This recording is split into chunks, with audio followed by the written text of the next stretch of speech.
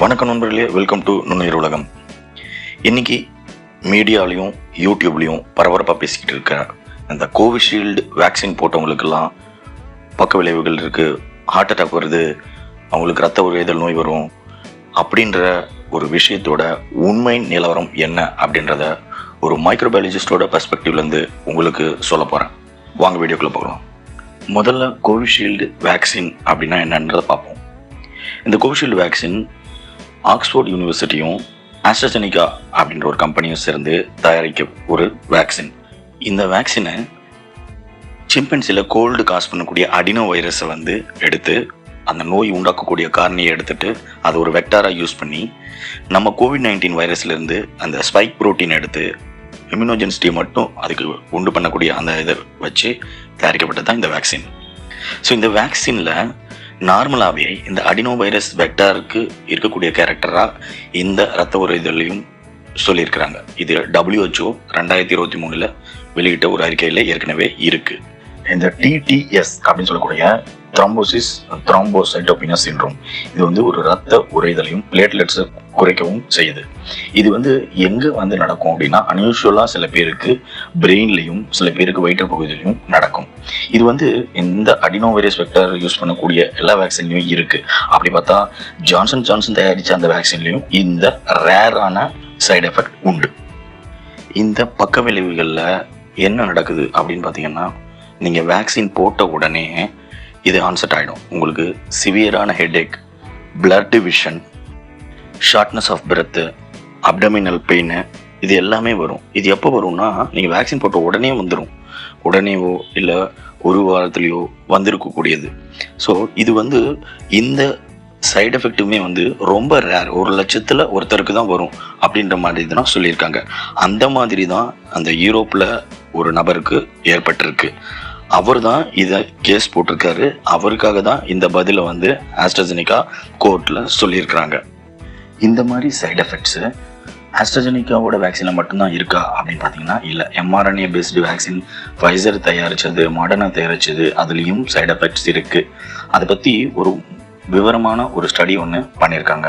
The global vaccine data network அவங்க ஒரு study பண்ணியிருக்காங்க. 99 மில்லியன் வேக்சினேட்டட் பீப்புள்லேருந்து ஒரு 8 கண்ட்ரீஸில். இதில் அவங்க என்ன பார்த்துருக்காங்க அப்படின்னா, ஏதாவது நியூரோலஜிக்கல் இல்லை பிளட் ரிலேட்டட் இல்லை ஹார்ட் ரிலேட்டட் கண்டிஷன்ஸ் ஏதாவது மாறி இருக்கா அப்படின்றத ஆராய்ச்சி பண்ணி வேக்சின் அப்படின்ற சொல்லக்கூடிய மேகசினில் இதை ரிலீஸ் பண்ணியிருக்காங்க. அவங்க என்ன சொல்கிறாங்க அப்படின்னா, mRNA வேக்சின் ஃபைசர் மாடர்னா தயாரித்த வேக்சினில் மயோகார்டைட்டிஸ், பெரிகார்டைட்டிஸ்ன்ற ஹார்ட் ரிலேட்டட் ப்ராப்ளம்ஸ் வருது. அது இல்லாமல் ஆஸ்ட்ராஜெனிகாவோட வேக்சின்லேயும் இல்லை மற்ற வைரல் வெக்டர் வேக்சின்லேயும் செரிப்ரல் வீனஸ் சைனஸ் த்ரோம்போசிஸ் அப்படின்ற ஒரு வியாதியும் வருவதாக சொல்லியிருக்காங்க. அதை தவிர கல்லியன் பேர் சிண்ட்ரோம் அப்படின்றத முக்கியமாக கண்டுபிடிச்சிருக்கிறாங்க. இது பெரும்பாலும் ஐரோப்பிய நாடுகளில் தான் அவங்க பார்த்துருக்குறாங்க. ஆனால் இது ரொம்ப கம்மியான அளவில் தான் இருக்குது, ரொம்ப ரேராக இருக்குது அப்படின்ற மாதிரி சொல்கிறாங்க. இது கிட்டத்தட்ட 0.78 per million வேக்சின் டோஸில் தான் இந்த மாதிரி பிரெயின் ரிலேட்டட் இஷ்யூஸ் வர்றதாக அவங்க சொல்லியிருக்கிறாங்க. சரி, இந்த மாதிரி எல்லா விதமான மருந்துகளுக்கும் சைடு எஃபெக்ட்ன்றது ஒரு காமனான விஷயம்.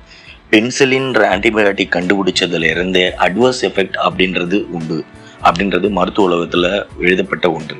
அதையே நிறைய பேருக்கு ஹைப்பர் சென்சிட்டிவிட்டி கிரியேட் பண்ணிச்சு. அதனால தான் பென்சிலின்ற மருந்தையே தடை செய்ய பண்ணணும் அப்படின்ற அளவுக்கு போச்சு. அந்த மாதிரி எல்லா வித மருந்துகளுக்கும் யாரோ ஒரு சில பேருக்கு அலர்ஜி வரதான் செய்யும். அதனால தான் clinical trials all over the world ஒவ்வொரு ethnic population, Asian countries, European, American மாதிரி தனித்தனியாக பண்ணுறாங்க. அந்த மாதிரி பண்ணாதான் எந்த மாதிரி குரூப்பில் எந்த மாதிரி அலர்ஜிக் ரியாக்ஷன் வருது அவங்களுக்கு அப்படின்றத அவங்களால கண்டுபிடிக்க முடியும். அதனால் இந்த வேக்சினால் வரக்கூடிய ரேர் சைடு எஃபெக்ட்ஸ் இது நீங்கள் பயப்பட வேண்டாம். இது தவிர்க்க இயலாதது.